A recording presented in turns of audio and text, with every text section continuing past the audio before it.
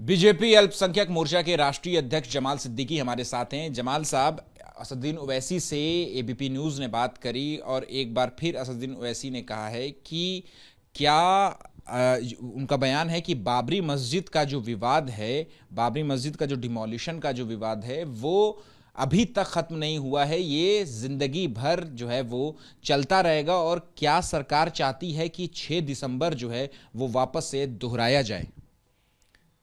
ओवैसी साहब को समझना चाहिए कि इस वक्त भारत के प्रधानमंत्री श्री नरेंद्र मोदी जी हैं और इस वक्त भारत देश के गृह मंत्री श्री अमित शाह जी हैं।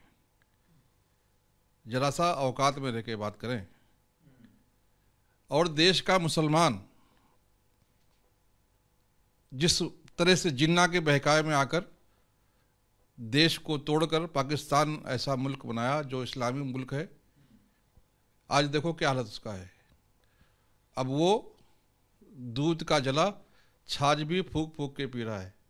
इसीलिए अब इसी के दादा ने पार्टी बनाई थी, इत्तेहादुल मुस्लिमीन। उनके वालिद साहब ने चलाया, कामयाबी नहीं मिली। वो चला रहे, कामयाबी नहीं मिली। और इंशाल्लाह मिट्टी में मिल जाएंगे वो।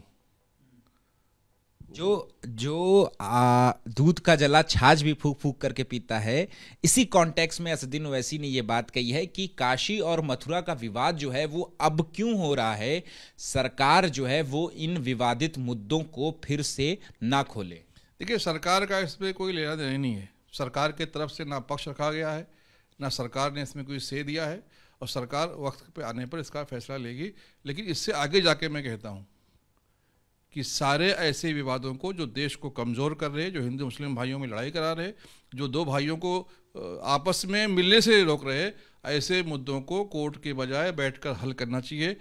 और इस्लाम में भी है, जहाँ तक मुझे इस्लाम की जानकारी है। आप मक्के में देखें, आप मदीने में देखें, कई मस्जिदों को शहीद करके शिफ्ट किया गया है। क्या प्रॉब्लम है करने में? आप अयोध्या में जाकर देखें, जो पथ बना है, वहाँ भी कई भाइयों ने आपस में समझौता करके मस्जिदों को शिफ्ट किया, दूसरी जगह मस्जिद बनाई, काम शुरू है वहाँ पर। तो जहाँ भाईचारे की बात होगी, जहाँ देश की एकता की बात होगी, हम एक दूसरे को सपोर्ट करना चाहिए और करेंगे। लेकिन अफसोस है कि ओवैसी जैसे लोग जो दंगे के आग पर रोटी सेकना चाहते हैं, जो देश को बांटकर अपनी राजनीति चलाना चाहते हैं, अब उनको जनता जरूर सबक सिखाएगी। आप एक तरफ कह रहे हैं कि एक मस्जिद को दूसरी जगह पे शिफ्ट करने की बात आप कर रहे हैं, लेकिन ओवैसी साहब तो अयोध्या में जो 5 एकड़ ज़मीन पे मस्जिद बनाने के लिए मिली है सुप्रीम कोर्ट के आदेश के बाद, वो कह रहे हैं कि ऐसी मस्जिद को तो आप मस्जिद कह ही नहीं सकते कि एक जगह आप मस्जिद तोड़ करके आप दूसरी जगह ज़मीन दे दिए और उस पर मस्जिद की तामीर हो जाए, तो वो मस्जिद ही नहीं रहे। बैरिस्टर साहब फतवा कब से देने लगे? अब वो तय करेंगे कौन सी मस्जिद है, कौन सी नहीं है। हिंदुस्तान का मुसलमान बहुत समझदार है, हमारे यहाँ उलमाए दीन भी हैं, और वो तय करेंगे कौन सी मस्जिद है, कौन सी नहीं है। मैं एक बात कहना चाहता हूँ, बाबरी मस्जिद और राम जन्मभूमि का मामला समाप्त हो गया है। भारत का मुसलमान जब तक कोर्ट का फैसला नहीं आया था तब तक उसको मस्जिद मानता था, लेकिन जब कोर्ट का फैसला आया और कोर्ट ने तय कर दिया कि ये राम जन्मभूमि है, तब से मुसलमान उस पर सोचता भी नहीं है। क्योंकि भारत का मुसलमान संविधान से चलता है।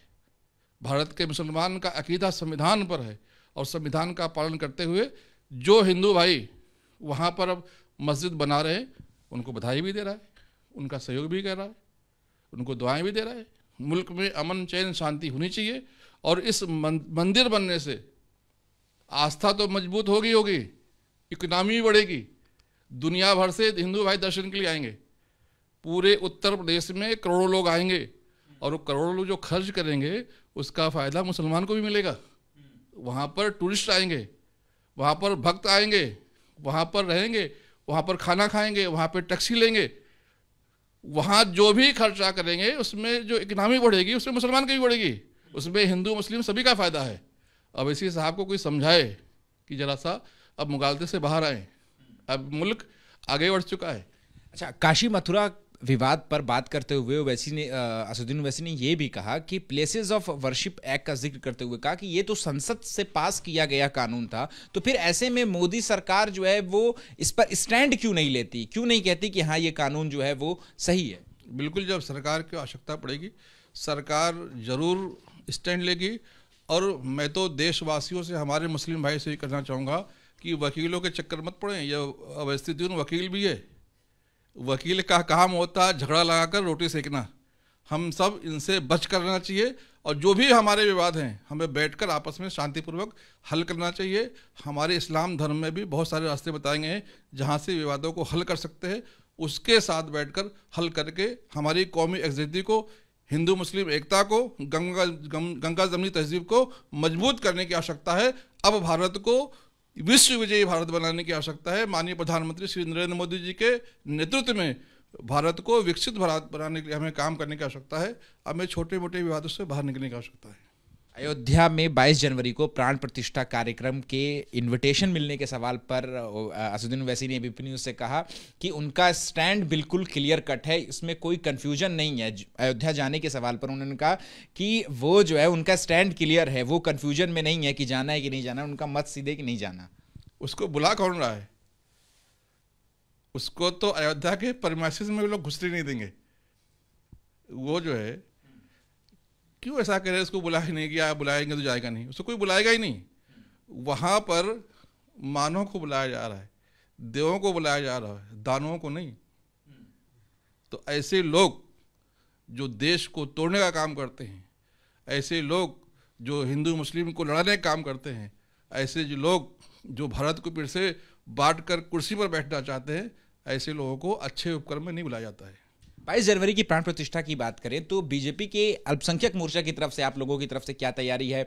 आप लोग क्या 12 जनवरी से लेकर के 22 जनवरी तक दीप प्रज्वलित कर रहे हैं, चाहे जामा मस्जिद हो, निज़ामुद्दीन दरगाह हो, या इसी तरीके की जो भी प्रसिद्ध जगहें हैं और कुछ मस्जिदें हैं वहाँ पर भी कुछ दीप जलाने का आप लोगों की तरफ से कार्यक्रम प्रस्तावित? नहीं, हमने अपनी टीम को कहा है कि माननीय प्रधानमंत्री जी ने कहा है कि देश में खुशियाँ मनाई जानी चाहिए, फिर से एक दिवाली बननी चाहिए, तो हम प्रधानमंत्री जी के साथ में हैं।